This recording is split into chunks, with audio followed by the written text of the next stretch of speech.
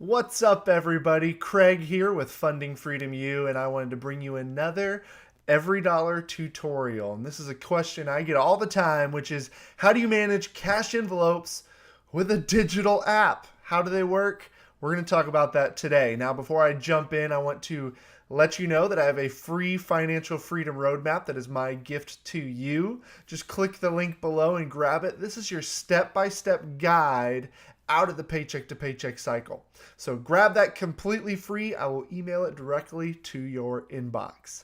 All right, so let's take a look inside of EveryDollar. Now, the common problem, again, is what do I do if I'm doing cash envelopes? How do I track it inside of EveryDollar? Now, what I've done is first and foremost, I've already favorited the three categories that I would probably most use cash with: restaurants, clothing, and groceries. You may have different ones.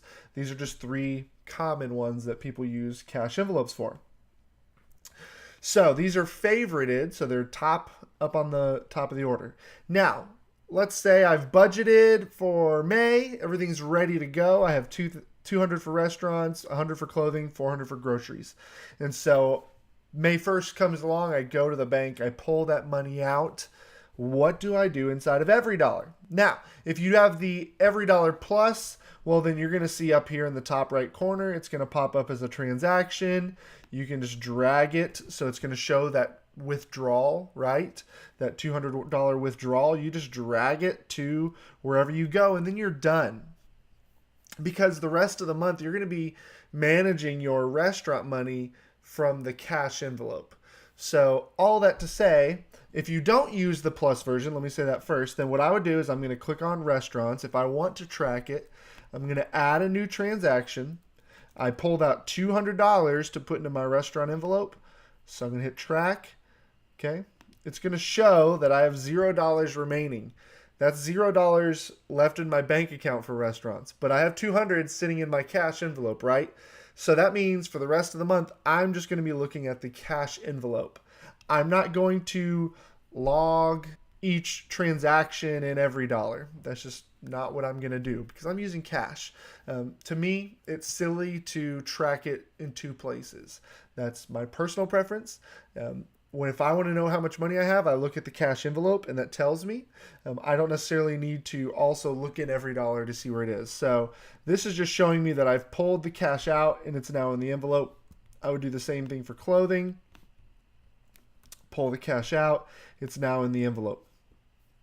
So same thing with groceries. So to reiterate, I'm not also going to, let's say I pulled out the 200 and I go spend 200 at the groceries or at Billy's Bar, my favorite bar, right? It's not a real bar. Well, maybe somewhere it is. So I go to Billy's Bar and I spend $30. So I track it. Let me type in Billy's Bar. Okay, it's going to show that I'm negative now, but I'm not negative because I used part of that $200 cash. So this is the way I do it. I don't bother with tracking each one if I'm going to do cash. Now, if you're not doing cash, if you're using your debit card, then you absolutely need to track each one. But we're just talking about the cash envelopes. Just pull the cash out and monitor the envelope itself. Okay? So don't bother tracking each individual expense. Just do one-time withdrawal from the ATM, or if you do it weekly, so let's say you pull your grocery money out every payday and you get paid every Friday, well then you can do $100 and just say week 1. So you pull that $100, you put it in the envelope. So now you see you have 300 left. So you get paid again, you pull out another $100, you can title it week 2. Okay, so same thing with the grocery or the clothing in the restaurants, $50 or however much you pull out in increments.